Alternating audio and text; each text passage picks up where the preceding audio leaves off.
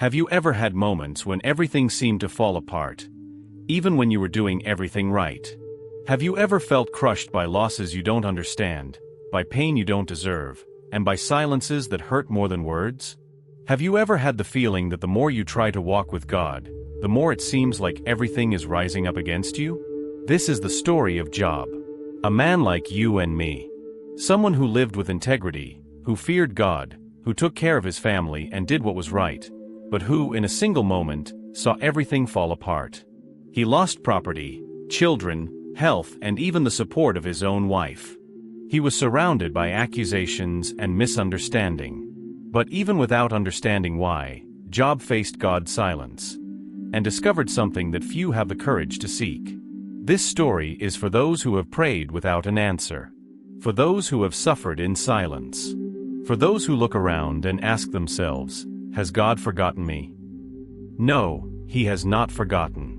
There is a greater purpose behind the pain. Job's story does not end with suffering, it begins with it. What Job experienced could be the key to his turnaround. Because God did not allow him to be destroyed. God was preparing something that no one around could imagine. In the land of Uz, which was somewhere in the east, there lived a man whose life stood out in an impressive way. His name was Job. He was not just known for his wealth or social standing. Job was admired for his character. He was a man of integrity, the kind of person who did what was right even when no one was looking. His righteousness was not only visible to the eyes of men, but also to God. Job sincerely feared the Lord, and this fear was not fear, but reverence, respect, and deep love. He sought to live in a way that honored God in everything he did, and avoided evil as someone who did not want, in any way, to stain his heart with what displeases the Creator. Job's life was marked by great prosperity. He was the greatest of all who lived in the East, a biblical way of saying that no one surpassed him in wealth or influence in that region. His house was full of life. He had 7 sons and 3 daughters, which in that culture was a sign of abundant blessing. His material possessions were also impressive. He had 7,000 sheep, 3,000 camels, 500 yoke of oxen, and 500 donkeys. Furthermore, he had many servants, which showed that his property was vast. His commercial activities were large and his name was respected among the surrounding people. But what caught the most attention was not just what he owned, but how he dealt with it all. Job was not corrupted by wealth. He used what he had wisely, and his heart remained firm, dependent on God. He was a living example that it was possible to be materially blessed and still maintain a pure and humble heart before the Lord. Despite all his wealth and prominent position, Job's heart was not attached to possessions or fame. He was a man who understood that everything he had came from God. His relationship with the Lord was not based solely on words or external rituals.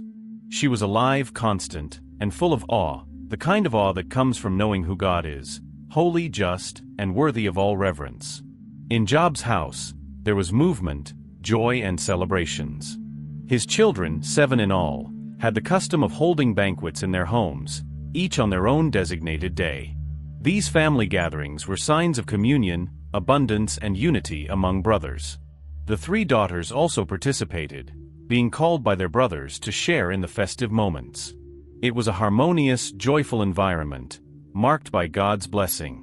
But Job, even in the face of all this joy and family stability, never let his spiritual guard down. After the series of banquets was over, Job got up early. He was not just a father present in happy moments, but also someone who took spiritual responsibility for his family. He would summon his children, or intercede for them, and offer a sacrifice for each one. He didn't do this out of obligation, but out of zeal. Job thought about the possibility that in the midst of the celebrations, one of them had committed something wrong, even if only in thought in their hearts, away from the eyes of others. His piety was so deep that he did not expect sin to be something visible to act on. He knew human fragility and how much the heart can stray in moments of carelessness.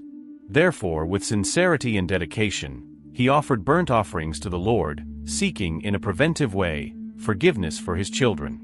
This behavior didn't happen every now and then. It was a constant practice. Job did this regularly, as a cycle of spiritual vigilance. He understood that his prosperity could not replace his need to depend on God. And more than that, he knew that the well-being of his house depended not just on riches or banquets, but on continuous communion with the Lord. While the earth continued its routine, a scene invisible to human eyes unfolded in the heavenly regions. It was a special day on which the children of God, heavenly beings created by him, appeared before the throne of the Lord. Among them was also Satan. His name means accuser, and his purpose was clear: to find fault, to cast doubt on the fidelity of those who serve God. God, sovereign and knowing everything, directed attention to a specific man on earth, Job. He was not just one name among many. Job was spoken of by God with admiration, a man of integrity, upright, who feared him and turned away from evil. But Satan, with his distorted gaze, questioned the sincerity of Job's faith. He suggested that the man's loyalty was self-serving, motivated solely by the blessings he received. According to the accuser, it was easy to love God when you had health, wealth, children, and peace. The real test, he said, would come when all this was removed.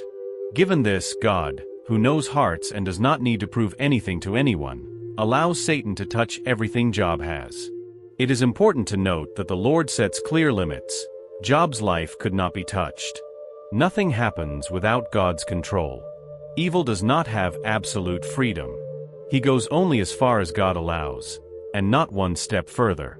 With this permission, Satan descends to earth determined to fulfill his intention, to test Job's faith. He would not come with words or suggestions. What was about to happen was a series of rapid, painful, and intense events, all to test the devotion of a righteous man. The day began like so many others in the land of Uz. The flocks grazed peacefully, the servants worked in the fields, and Job's house continued its routine. It was an ordinary day, until normality was shattered by a sequence of events so devastating, so quick and unexpected, that the righteous man's life would never be the same again. Without warning, a messenger came running. He was panting, covered in dust, and brought news that hurt like a sword. The oxen were plowing, the donkeys were grazing nearby, when the Sabaeans attacked. They stole the animals and killed all the servants with the sword. Only the messenger escaped to tell. But he was still talking when another servant arrived, this one bearing even more startling news. Fire fell from the sky, a kind of lightning or perhaps something even more destructive, consuming all the sheep and the servants who tended them. Nothing left besides ashes. Once again, only one escaped. Before Job could react, a third man rushed in. Another disaster, another pain. 3 groups of Chaldeans raided the camels, killed the servants, and took the animals away. It was as if everything was falling apart before his eyes. But the deepest blow was yet to come. The 4th messenger arrived. His words did not involve property or animals. They were what no parent ever wants to hear about. Job's sons were all gathered together, feasting as usual, when a great wind blew from the desert. The force of the wind was so intense that the house collapsed. The structure fell on the young people. None survived. All of this happened in a single day. One after another, the blows came like giant waves over the life of a man who, until then, had known prosperity, stability, and blessing. In a matter of hours, Job was snatched from his position as the richest man in the East and plunged into the deepest grief, total loss, and the most silent pain that can inhabit a heart. And yet, at the end of that day that tore his story to pieces, Job did not revolt. He did not raise accusations. His reaction was not one of bitterness or rejection of the God he served. After the series of tragedies that had taken everything from Job, his possessions, his servants, his animals, and most of all his children, the pain seemed to have reached its limit. But something even deeper and cruel was coming. In heaven, Satan appeared before God again. And again, Job's life was brought to light. Even after everything he had lost, he remained faithful, without sinning with his lips, without accusing God. So once again, the Lord allowed the accuser to touch Job, now his health. The only restriction was that his life be preserved. What followed was intense and humiliating physical suffering. Job was struck by painful sores, malignant ulcers that covered his entire body, from the soles of his feet to the top of his head. They were open, inflamed wounds that caused incessant itching and constant pain. There was no comfortable position, no respite from the torment. To try to alleviate the discomfort, Job sat among the ashes, a visible sign of mourning, humiliation, and pain. There, among the remains of fire and dust, he picked up a shard of pottery to scrape the wounds, perhaps trying to find some form of relief, even if minimal, even if momentary. But in addition to the physical suffering, what came later affected another area of his life, the emotional one. His wife, seeing him in that condition, broken and unrecognizable, couldn't bear it. His voice brought neither comfort nor strength. Instead, she suggested he give up. That he would put an end to everything, abandoning his faith, cursing God and giving himself over to death. It was as if the last support base was also crumbling. The pain that was previously external now invaded the interior of the soul. Job was completely alone, sick, rejected, sitting in the dust, surrounded by silence and contempt. News of Job's condition spread quickly. It wasn't just an ordinary tragedy. It was a succession of unthinkable losses, culminating in a degrading illness. To anyone who knew Job, his integrity, his wealth, his devotion, this seemed inconceivable. And among those who heard about their plight, 3 men made a decision. Eliphaz from Teman, Bildad from Shua, and Zophar from Naamah. They were his friends, former companions, men of renown in their regions. They didn't come to see from afar. They proposed traveling together and going to where Job was, with the clear objective of showing him solidarity and consolation. The journey was long. The distance between their lands and the region of Uz required days of travel. But nothing stopped them. They carried in mind the image of a man of integrity, honor, surrounded by children and wealth. Someone who, until recently, was a reference throughout that part of the world. But what they found when they arrived was something very different from what they expected. When they saw Job from a distance, they could barely recognize him.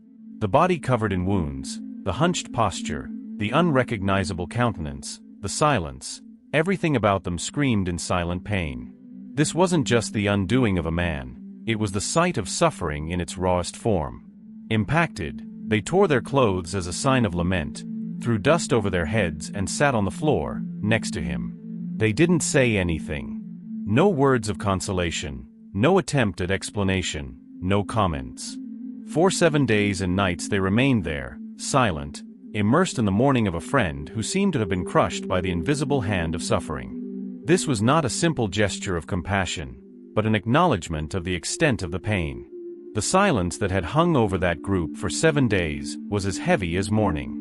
Not a word had been spoken since the friends sat with Job in the ashes, surrounded by the dust of suffering and the smell of wounds. They had seen the destruction with their own eyes. They witnessed the devastation of a once great man. Job's body was just sores. His soul, even more wounded. And it was on the 8th day that the silence was broken, not by consolation, not by a prayer, but by a cry of deep anguish. Job opened his mouth, but his words were not complaints against God, nor were they accusations against the heavens. What came out of his lips was the most intimate and desperate outburst. He cursed the day of his birth.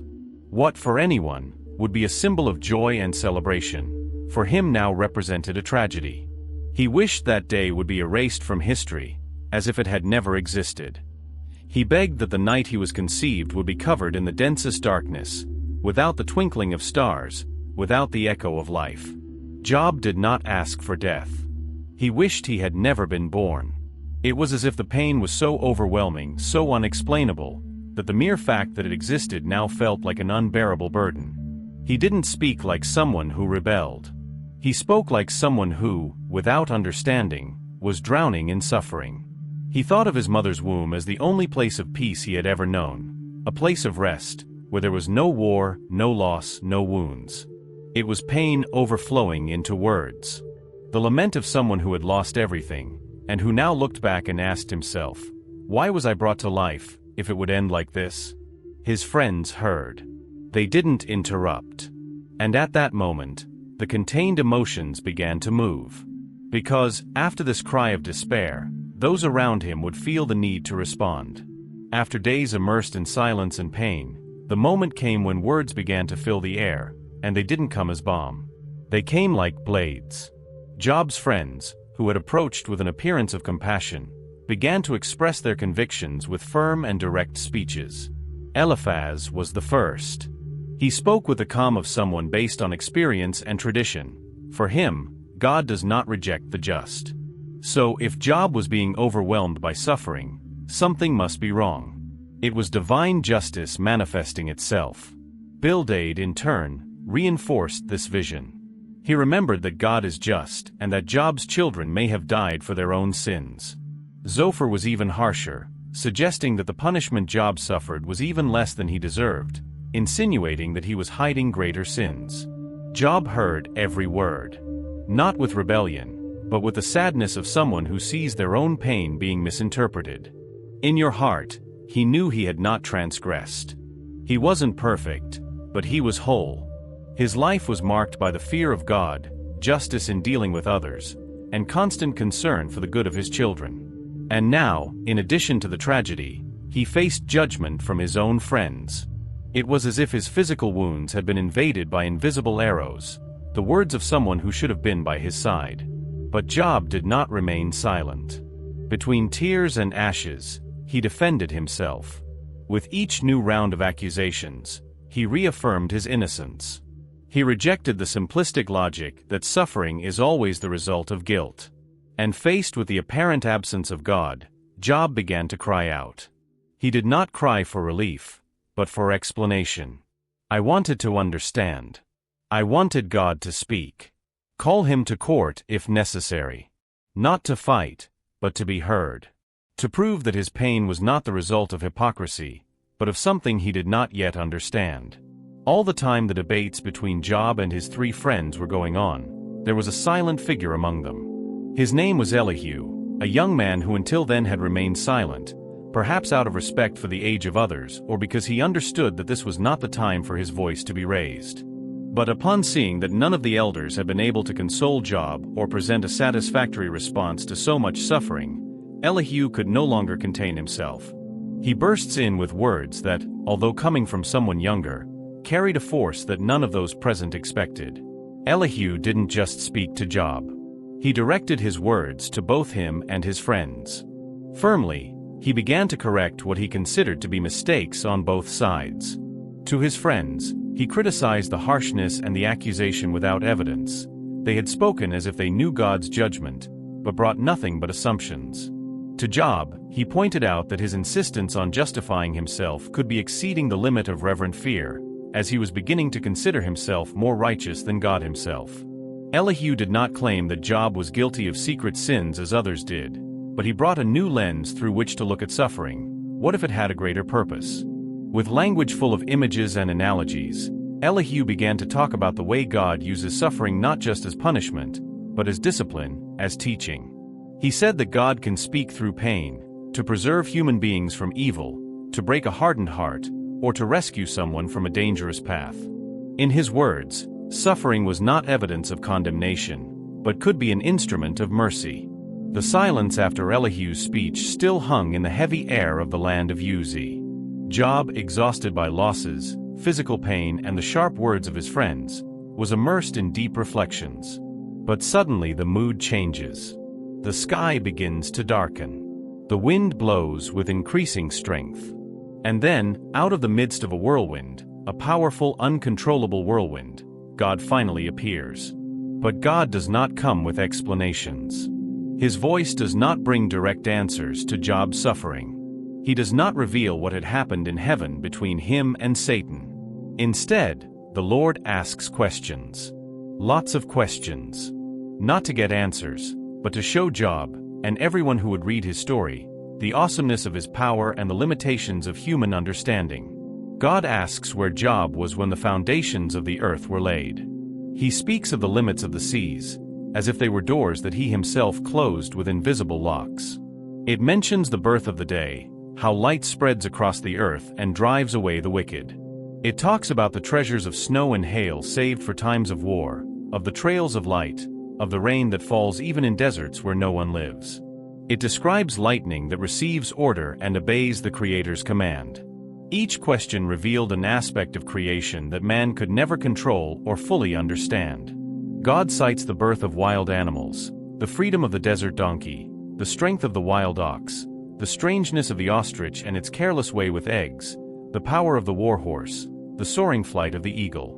All of this was shown in detail, as if God were revealing the living pages of a book of wisdom that only He could write. It was as if the Creator was opening the curtains of the universe, exposing Job to a reality much greater than the suffering he faced. It was not an empty rebuke, but an invitation for Job to recognize that the world does not revolve around human pain, even though they are real, and that there is an invisible order sustaining all things. The whirlwind ceased, but the impact of God's words still reverberated in Job's soul like the echo of thunder in the heart of the desert. The divine questions did not come to humiliate, but to awaken. Little by little, Job's eyes were opened to a new perspective, not about his pain, but about who God was, and who He was before him. Job, the upright, righteous man, the example of fidelity and fear of God in the land of Uz, now found himself faced with something he had never experienced, a direct revelation of the majesty of the Creator. All his life he had offered sacrifices, guided his house in righteousness, avoided evil, sincerely fearing the Lord. But now he understood that his vision of God was still small, limited, based on hearing, and not on seeing with his own soul's eyes. At that moment, everything changes inside. Job no longer defends himself. He does not demand answers, nor does he raise arguments.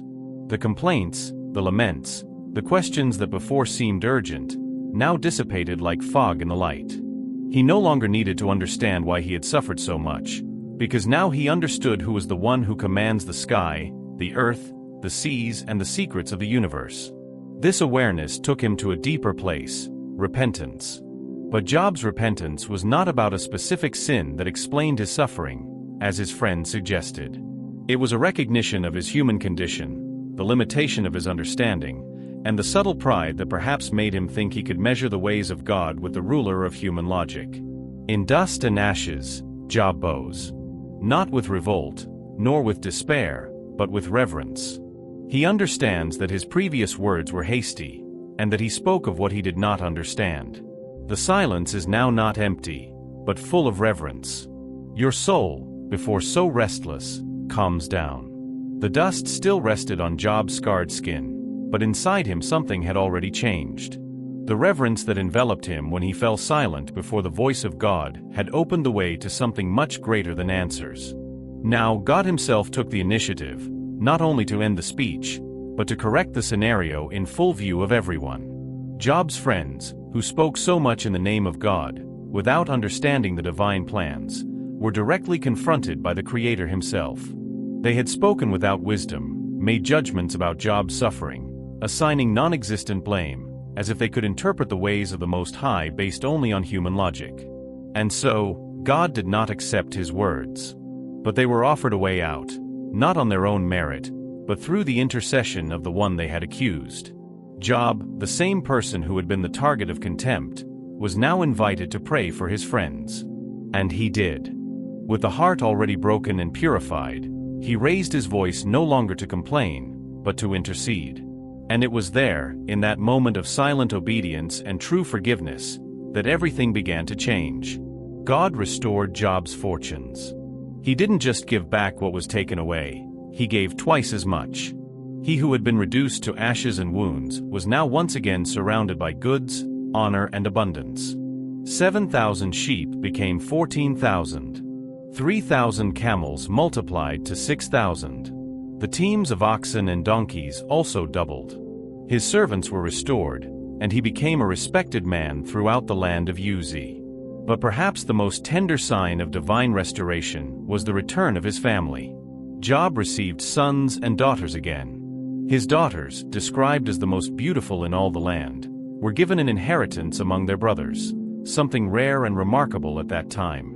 Still, even with all this, Job's story did not end there. Because what God did after that revealed that his restoration was not just material.